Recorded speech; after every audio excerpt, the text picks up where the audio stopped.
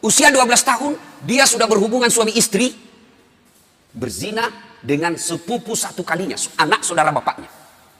Saya bilang, kau pacaran? Tidak, suka sama suka saja Ustaz. Berapa lama kau begitu? Apa jawabannya? Sampai kelas 1 SMA. Pelihara anak-anak kita.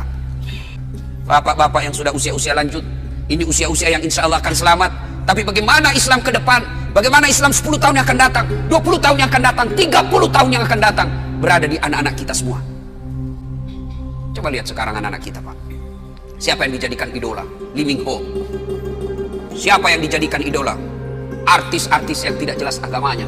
Coba lihat acara Ciri TV kalau ada artis yang menyanyi. Lihat anak-anak usia SMP SMA kita, rasanya mau kesurupan lihat artis. Mungkin kasar kalau saya katakan, kalau dia lihat artis cewek-cewek bilang cium saya, peluk saya, tiduri saya. Yang diidolakan, ya coba, yang datang pengajian ini orang-orang tua kan, usia-usia sakaratil maut. Mana anak-anak kita, Pak? Jangan sampai kita sudah asik pengajian, anak kita tinggalkan di rumah. Sertakan anak-anak kita dalam tablik. Kenapa ketika ulang tahun kita mampu bawa anak kita ke Jakarta, kita mampu bawa ke mall, kita bawa mampu. Tapi ketika taklim seperti ini, kita tidak mampu membawa anak-anak kita. Nah, coba kita lihat nih fakta. Suatu ketika saya senang, Pak, bagi-bagi medsos saya ke anak-anak remaja. Supaya apa? Mereka ada tempat berdiskusi agama. Suatu ketika ada anak-anak curhat ke saya, usia 15 tahun. Ustaz, pacar saya hamil. 15 tahun, kelas 3 SMP. Saya bilang, pertemukan saya bapakmu. Kalau tidak bisa ketemu, kasih saya nomor teleponnya. Saya telepon. Saya sampaikan ke bapak orang tuanya, nikahkan. Jangan lagi ada pikiran kau gugurkan itu kandungannya anaknya, pacarnya. Saya cerita-cerita, lalu saya tanya, sudah berapa perempuan kau kasih begitu? Apa dia jawab? Sudah 5 Ustaz, tapi baru 1 yang hamil. Kelas 3 SMP. Saya tanya, bagaimana caranya? Tidak mungkin kau bisa masuk hotel. Kamu kan kelihatan muka anak-anak. Apa jawabannya? Memang tidak di hotel Ustaz. Terus di mana? Di rumahnya itu perempuan Ustaz. Makin bingung saya. Gimana ceritanya kok bisa masuk di rumah perempuan? Apa jawabannya? Saya tahu jam-jam berapa tidak ada orang tuanya di rumahnya. Rutinitas orang tuanya saya sudah hafal. Pada saat itu saya datang ke rumahnya. Hati-hati, Pak. Kita terlalu sibuk. Tidak punya waktu untuk anak. Padahal kita cari nafkah supaya apa? Anak. Heran kan? Orang tua cari nafkah supaya anaknya baik-baik hidupnya. Tapi sayang 1000 sayang. Anaknya hanya diisi perutnya, tidak diisi imannya. Kita terlalu bingung apa yang dimakan anak kita. Padahal demi Allah, ada tidak di rumah ini mati kelaparan anaknya? Tolong tunjukkan saya, Pak. Ada di rumah sini yang mati kelaparan anaknya? Ada? Ada, Pak. Bohong Bapak kalau katakan ada. Tapi yang mati gara-gara narkoba bisa jadi ada. Mati gara-gara ngelem. Lem box dia campur lem tikus. Mati gara-gara balapan. Mati gara-gara narkoba. Itu banyak, Pak, yang begitu. Maknanya jangan cemas soal perutnya anak, yang kita cemaskan agamanya. Perut apa? Terlalu bingung. Cicak aja dijamin rezekinya oleh Allah. Cicak. Bapak tahu cicak? Tahu cicak? Apa dia makan cicak? Hah? Nyamuk. Masuk akal enggak? Di mana ketemunya? Enggak punya ke terminal. Satu di dinding, satu terbang. Di mana ketemunya? Kalau kita pesawat bisa ketemu. Di mana kita ketemu? Di terminal. Ini nyamuk enggak punya terminal. Di mana ketemunya? Tapi Allah yang ngatur rezekinya cicak. Sehingga lagu kita dulu kan, cicak-cicak di dinding, diam-diam merayap. Datang Pak. Cicak yang datang. Nyamuk yang datang. Datang seekor nyamuk. Lagu tidak mengatakan cicak lompat ke nyamuk. Wah, enggak, setengah mati cicak, kasihan. Itu lagu-lagu dulu, Pak, memang bagus. Saudara-saudara sekalian, nih, perhatikan anak kita. Ini lagi. Saya ini kan banyak yang curhat, Pak. Termasuk tadi malam ada lagi yang curhat anak-anak. Tapi tadi malam anak Jambi, bagus juga curhatnya. Ustaz, saya mau berhenti sekolah. Kenapa? Saya tidak tega lihat ibu saya kerja. Saya kena tipu, bapak saya kontraktor, kena tipu Ustaz. Saya sekolah tapi saya tidak yakin bisa dapat kerja yang baik. Nah ini baik, ini curhatnya yang begini. Masih baik curhatnya yang begini. Tapi yang curhat lagi, apa yang curhat? Bilang gini, Ustaz, saya lagi di hotel, Pak. Saya biasa kalau pergi ceramah, saya rahasiakan hotel kamar. Kenapa? Untuk istirahat. Ini tiba-tiba resepsionisnya diberitahu nomor kamar saya. Datanglah ini anak muda, usia 21 tahun. Dia ketuk pintu kamar. Assalamualaikum. Waalaikumsalam warahmatullahi wabarakatuh. Anak muda. Kenapa, Dek? Boleh curhat, Ustaz? Oh, boleh, tunggu kalau gitu kita ketemu di lobi. Ceritalah saya di lobi. Apa dia cakap? Ustaz, kira-kira diampuni tidak dosa saya? Apa dosamu, Dek? Saya pukul orang tuaku. Siapa? Bapakku saya pukul, Ustaz. Besar dosamu itu. Kenapa bisa? Pemabuk bapak saya Ustaz, mabuk aja kerjanya siang malam. Dia pukul mama saya jengkel, saya pukul juga. Dalam hatiku benar juga ini sedikit. Lalu, ya cerita-cerita, nanti saya kaget. Waktu saya gali-gali masa lalunya. Dia bilang apa Ustaz? Saya waktu kelas 3 SMP, kelas 1, kalau saya tidak salah dia bilang kelas 1 SMP. Waktu kelas 1 SMP, saya berhubungan suami istri dengan sepupu sekali saya. Kelas 1 SMP kelas berapa ya? Kelas 1 SMP umur berapa itu Pak? 12 tahun kan? 12 tahun. Usia 12 tahun, dia sudah berhubungan suami istri, berzina dengan sepupu satu kalinya, anak saudara bapaknya. Saya bilang, kau pacaran? Tidak, suka sama suka saja Ustaz. Berapa lama kau begitu? Apa jawabannya? Sampai kelas 1 SMA. Fakta, ini bukan sinetron. Kalau sinetron kan biasa dibuat-buat. Kisah nyata. Apalagi yang membuat miris hati saya ketika dia bilang apa? Ustaz, selesai itu karena dia menikah, saya begitu lagi dengan pamanku. Saudaranya mamanya, laki-laki. Berarti ini anak biseks. Laki oke, perempuan jadi. Selesai dengan pamannya, dia begitu lagi dengan kakaknya yang pertama kali ditiduri, sepupu sekalinya. Ini fakta. Hati-hati Pak. Apa yang rusak anak-anak kita sekarang? Ada yang tahu jawabannya? Kira-kira apa yang rusak anak kita sekarang? Nih, handphone, smartphone. SMP, SD dikasih handphone begini, rusak anak bapak. Metode mendidik orang tua sekarang mulai hilang jauh dari nafas Islam. Orang tua kita dulu, tidak ada sekolah, tidak ada gaji bulanan, tidak ada rumah dinas, tidak ada kendaraan dinas, tapi anaknya bisa dididik menjadi orang-orang hebat. Coba lihat orang-orang tua dulu, cara mendidik anaknya. Coba lihat, saya ingat, saya kecil, satu tempat tidur 4 kami di atas, sampai SMA. Satu tempat tidur. Tujuannya apa? Ternyata apa? Oh, menimbulkan kekerabatan, emosi di antara saudara. Apalagi, ada yang menjadi spionasenya orang tua, ada jadi mata-matanya orang tua. Mak, pacaran kakakku, kenapa kau tahu? Saya dapat suratnya di kamar. Hah? Kenapa? Ada yang jadi mata-mata. Dulu kita mau pergi main, saya paling sering itu ditolak sama teman-teman. Karena kalau saya main, mak, saya mau pergi main. Apa kata mamaku? Iya, aku pergi, tapi bawa adikmu. Orang Bugis bilang matarana. Gak tahu saya bahasa Dumai sini apa. Kalau kita pergi main, syaratnya boleh, tapi bawa adik, urus adik.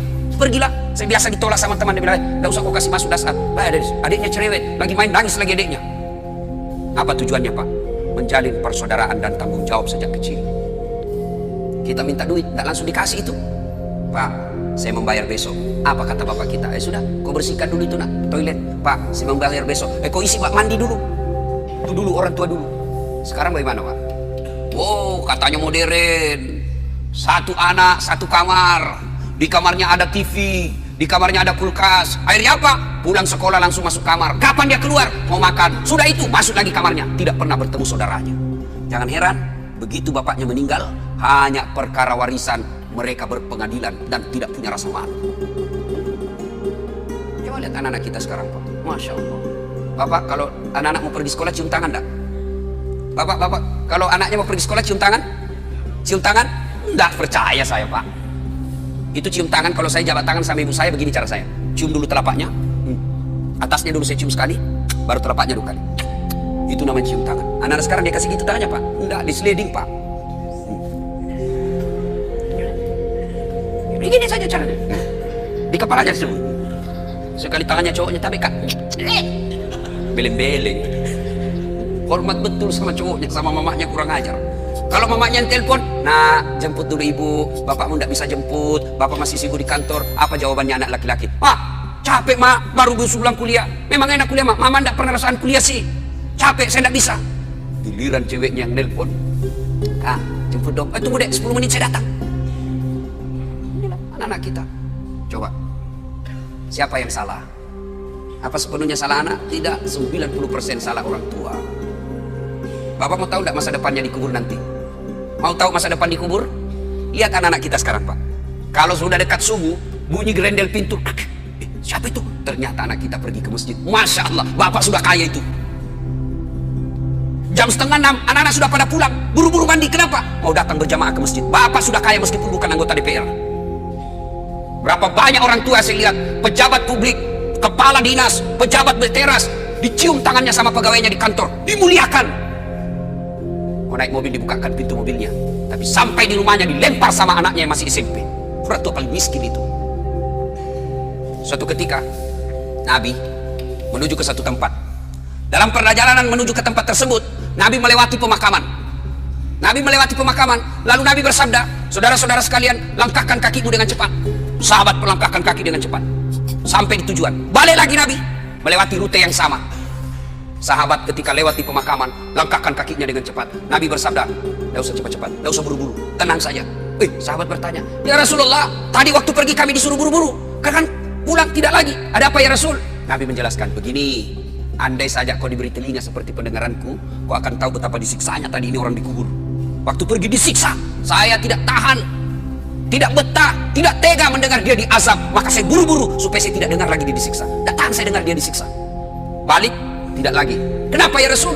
Saya mendapat berita dari Jibril. Allah perintahkan kepada malaikat penyiksa di kubur, wahai malaikat, siksaanmu, hentikan siksaanmu. Tidak mungkin kusiksa itu orang tua di kubur sementara anaknya di dunia lagi belajar mengaji membaca. Bismillahirrahmanirrahim.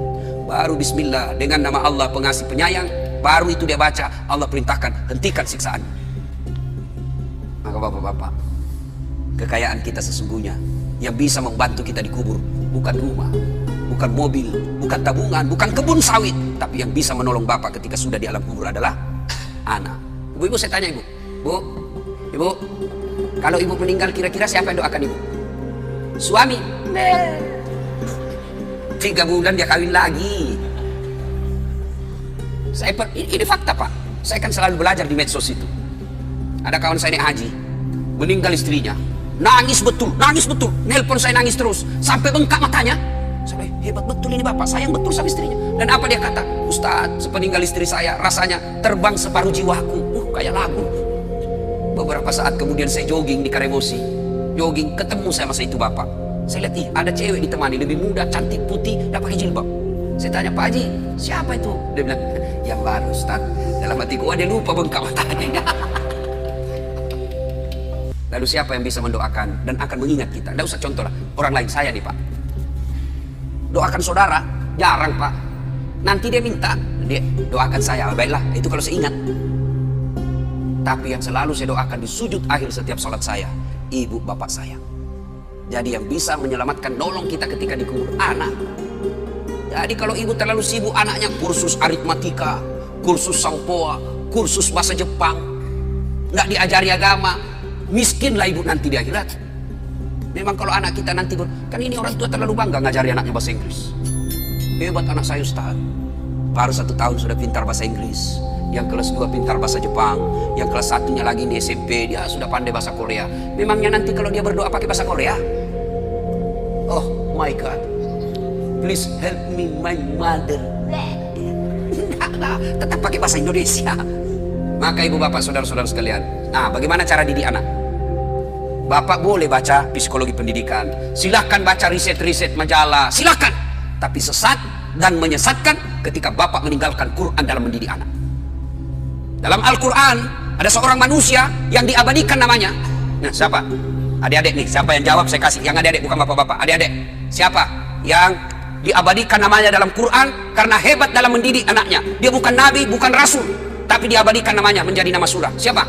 Siapa namanya? Ayo, saya kasih hadiah. Sini. Berdiri sini. Saya kasih hadiah. Sebelum dijawab pertanyaan itu ada passwordnya. Passwordnya adalah siapa namanya neneknya Ustadz Dasad. Dek ya, lain kali jawab saja sembarang, belum tentu mereka juga tahu ini saya. Itu namanya kritis. Ya, ayo siapa namanya orang tua yang hebat mendidik anaknya lalu diabadikan menjadi nama surah? Siapa namanya dek? Oh, nama Dika dia, tapi nama yang saya maksud. Ya, orang tua yang diabadikan namanya dalam Quran, siapa namanya? Tepatnya Luqmanul Hakim. Sudah ada benarnya, ada apa dia? Oke, salam tangan dulu bos. Beda itu rasanya uang Ustadz dengan uang Kapolres. Bapak saudara-saudara sekalian, namanya Luqmanul Hakim. Diabadikan menjadi nama surah karena hebat dalam mendidik anaknya. Nah, maka karena waktu terbatas, bapak kalau mau ibu, bapak mau mendidik anak, buka Quran, surah Luqman, mulai dari ayat 13. Allah ajarkan menurut Luqmanul Hakim, ya bunayya, wahai anakku, la tusrik billah, jangan kau serikatkan Allah. Artinya yang pertama diajarkan kepada anak, akidah. Anak-anak kita kecil-kecil, 7 bulan, 9 bulan, 1 tahun. Mereka anak kecil kan senang lagu. Maka perkenalkan lagu-lagu Islam. Perkenalkan akidah, tauhid melalui lagu. Ada waktu saya kecil kan lagunya begini. Topi saya bundar, bundar topi saya. Kalau ibu-ibu dulu kalau dia didik anaknya, lagunya dia perkenalkan sejarah Nabi melalui apa? Lagu. Pada zaman dahulu kala, pada zaman jahiliyah. Saya tanya ibu kayak lagi nyanyi, kenapa zaman jahiliyah mak? Dia jawab, lahirlah seorang rasul yang terakhir dan mulia. Saya tanya, siapa nama Nabi terakhir mak? Dia jawab lagi, Nabi Muhammad namanya. Siapa nama ibunya mak? Siti Aminah ibunya. Bapaknya siapa? Abdullah nama ayahnya. Di mana tinggal? Di Dumai atau Pekanbaru? Madinah tempat tinggalnya. Terus selanjutnya mak, dia lanjut lagi lagunya. Setelah dewasa diangkat menjadi rasul. Siapa yang angkat? Ketua RT atau Pak Desa? Oleh Allah yang kuasa. Allah itu siapa mak? Pencipta alam semesta. Akidah masuk. Itu lagu dulu. Kalau datang suaminya, dia hibur. Marah suaminya, dia nyanyi juga. Ibu-ibu dulu nyanyi tapi sopan lagunya. Marah-marah suaminya, apa, nyanyilah dia. Insaflah wahai manusia, bila dirimu bernoda. Marah lagi suaminya, dia goyang kepalanya. Joget juga tapi kepalanya aja goyang dengan tangan jari-jarinya. Dialah pengasih dan penyayang kepada semua insan. Itu lagu-lagu zaman dulu. Ibu-ibu nggak ada majelis taklimnya tuh, nggak ada bersuragamnya. Dulu. Sekarang ibu-ibu apa lagunya? Yo ayo, ayo apa? Ayo poligami. Baca surah Luqman pak. Nah didik melalui surah Luqman. Yang kedua diajarkan dalam surah Luqman, ajari anakmu berjalan di muka bumi ini jangan rasa sombong. Itu diajari dari kecil. Kita bersaudara bisa jadi satu rahim, satu jalan keluar, tapi rezeki berbeda. Akhirnya anak pun kita berbeda. Bapak kaya, saudaranya bapak yang tua juga kaya, yang bungsu miskin. Mereka bersepupu sekali anak-anak kita, mereka berbeda status ekonomi. Jangan biasakan anak kita sombong di depan sepupunya. Kan banyak ini pak, bapaknya yang kaya, anaknya kurang ajar. Pembantunya kasar, sopirnya kurang ajar dia. Oh, itu sampaikan, saya bosnya ini sopir, bukan kamu. Saya ini bosnya ini pembantu, bukan kamu. Jangan kau kurang ajar sama pembantu. Itu ajarin begitu. Bapaknya yang Kapolres, anaknya jadi Kapolda. Semua pegawainya bapaknya dia perintah. Enggak boleh itu. Ajarkan kepada kita sopan santun. Jangan dia muka sombong di muka bumi ini. Dan seterusnya dan seterusnya. Banyak, baca surah Luqman. Dan yang paling terakhir, jangan lupa doakan. Apa doanya anak soleh? Allah ajarkan sebuah doa kepada Ibrahim alaihissalam yang ada dibandingkan dalam Quran. Rabbi habli minas solihin. Ya Allah, berikan hamba anak yang soleh. Amalkan itu. Ibu-ibu lagi suap anaknya atau cucunya, suap sambil doa. Rabbi habli, mama. Rabbi surah, Rabbi habli minas solihin. Lagi di mandi anaknya disampo. Rabbi habli minas solihin. Mau tidur anak kita, usap-usap kepalanya. Rabbi habli minas solihin. Mau pergi sekolah, dekap dia. Rabbi habli minas solihin. Anak kita bertanya, apa itu bunda? Saya doakan anda supaya anak jadi anak yang soleh. Sampai di sekolah mau bolos anaknya. Enggak deh, saya enggak bolos tadi, bunda saya mendoakan saya jadi anak yang soleh. Coba diamalkan itu. Ada kemanakan saya pak, sudah mau maghrib masih main bola. Saya panggil Fatur, sudah Mina, ayo berjamaah ke masjid. Sedikit lagi om. Oke, dia main futsal. Saya tunggui. Azan maghrib masih main bola. Terpaksa Ustaz Dasat masuk lapangan. Saya bisik telinganya. Rabbi habli minas solihin. Langsung menangis. Heran semua orang lihat. Hebatnya Pak Ustaz. Dia bisik saya kemanakannya menangis. Dia tidak tahu telinganya saya bisik. Tanganku dibawa menjepit.